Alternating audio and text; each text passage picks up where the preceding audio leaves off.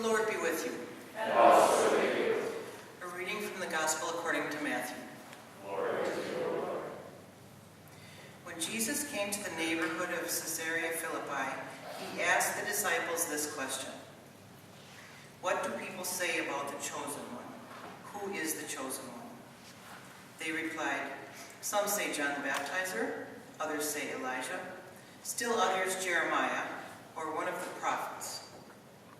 "And you," he said, "who do you say that I am?" "You are the Messiah," Simon Peter answered, "the firstborn of the living God." Jesus replied, "Blessed are you, Simon, begot of Jonah. No mere mortal has revealed this to you, but my God in heaven. I also tell you this, your name is now Rock, and on the bedrock like this I will build my community, and the jaws of death will not prevail against it. Here, I will give you the keys to reign of heaven. Whatever you declare bound on earth will be bound in heaven, and whatever you declare loosed on earth will be loosed in heaven." Then Jesus strictly ordered the disciples not to tell anyone that he was the Messiah. The word of the Lord. Praise to you, Lord Jesus Christ.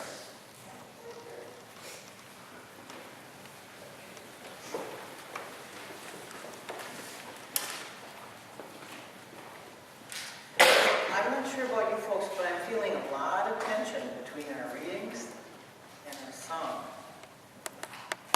We've got a lot of structure going on in these readings. Who's going to be bound and who's going to be plugged and unplugged, or loosed or unloosed. And yet our prayers are asking them to rise like incense. So this tension is something that I found really exciting when I looked over these readings. I think in the first reading,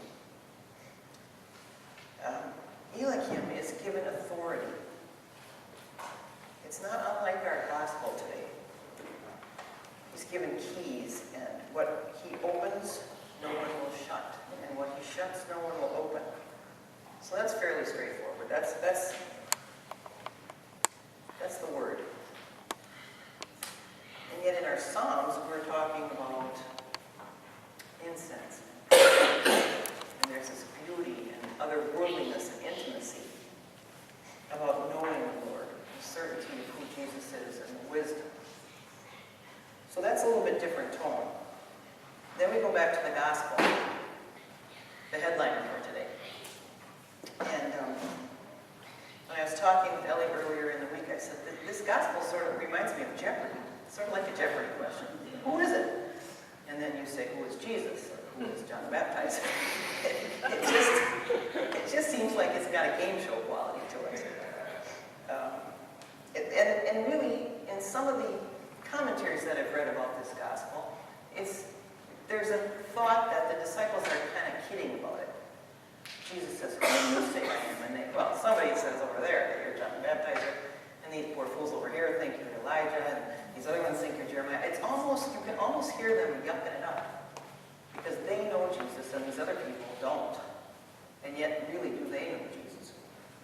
So there is this atmosphere of almost a flip kind of a quality, like, yeah, these other guys, they don't know you, but we know you.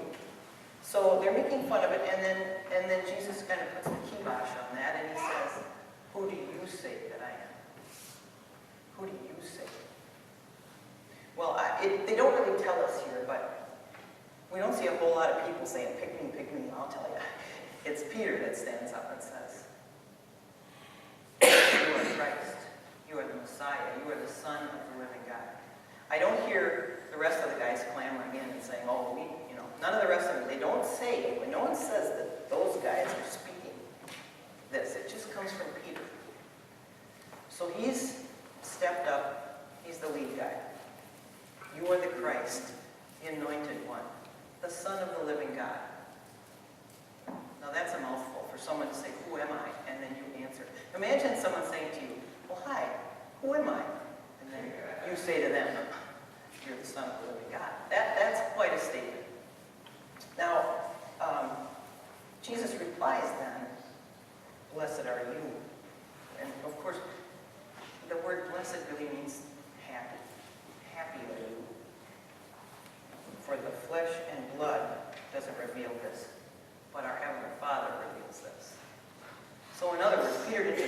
this up, or he didn't win the Jeopardy match. It was given to him by his faith. This answer to this question, who do you say I am? And Peter says, you're the Son of the living God. You're Jesus Christ. You're the Christ, the Messiah. That came to him through faith and through the love of God, not from his humanity, but from his grace from God. So, then Christ says, Peter, you are the rock. You're the rock. On this rock I will build my church. Now, I'm not sure about you guys, but I know that I have feelings about this verse. It's a big verse in the church. This whole Peter rock, this whole deal. As a matter of fact, if you go up the road to St. Peter's, they even got a big rock there for Peter to be on. It's a big rock. And so this whole Petra, rock, the firmness of rock. Peter is this. And this conversation between Jesus and Peter took place in all four Gospels, in the Acts of the Apostles, in Hebrews. This takes place in a lot of books, so it's important. And again, I'll go back to my own personal feelings. It seems to me that I'm a cradle Roman Catholic, and so I remember all these conversations between Jesus and Peter. And this is the rock, and this is the church, and this is where the authority stands. This is where the authority of the church comes from.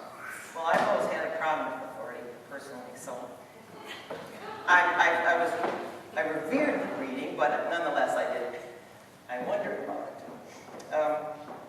But in fact, the authority of the church does lie in this.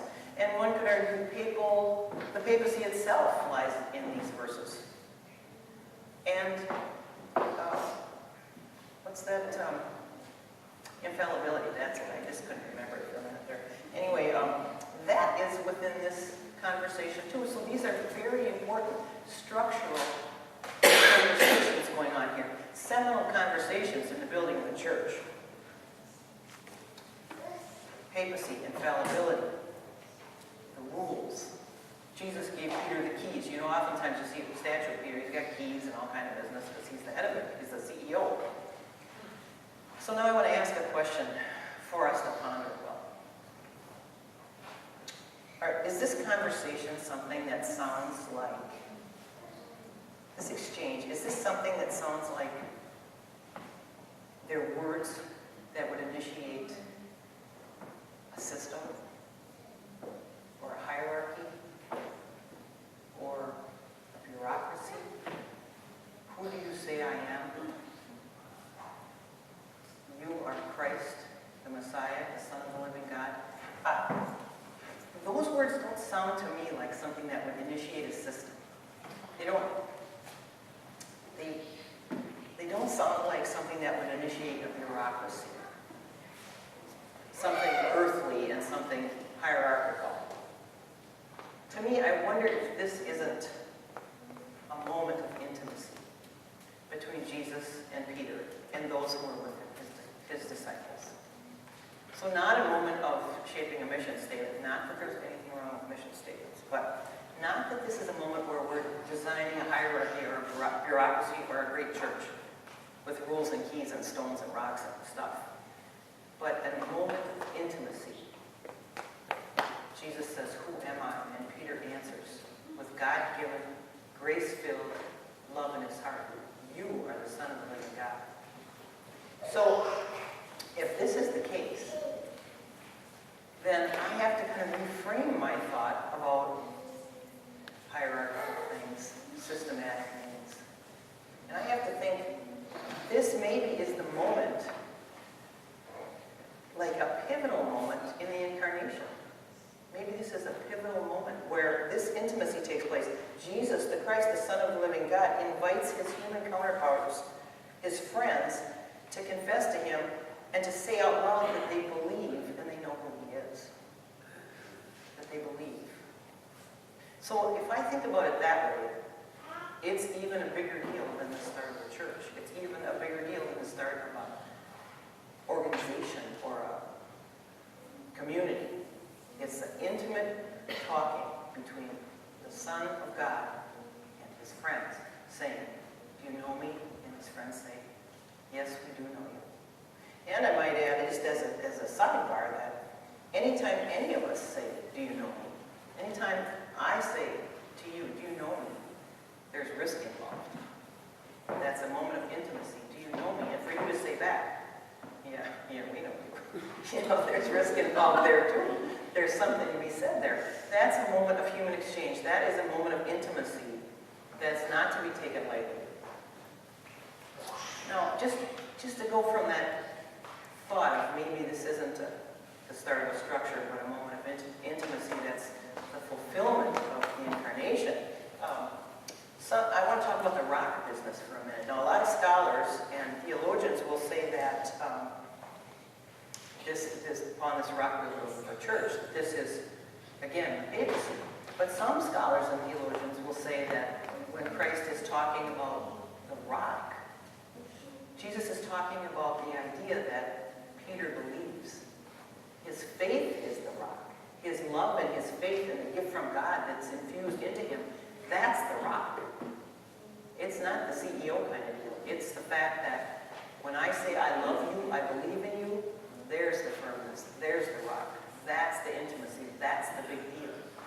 And I guess I might affirm those theologians that look at the rock as the gift. It really refers to Peter's immovable faith and his belief in Christ. Well, that's a big deal. And I guess, I don't know if we looked at it, if it's the first big deal, I guess I would argue that Mary and Joseph are the first big deal who say yes to this. But corporately speaking, Peter's yes. Peter is, you're Jesus, you're the Christ. That immovable, beautiful yes by Peter is a moment in our church. So then, lastly, I'd just like to ask one question, and I ask myself this because it's bothered me ever since I first heard this reading. The secrecy at the end. Okay, don't tell anybody.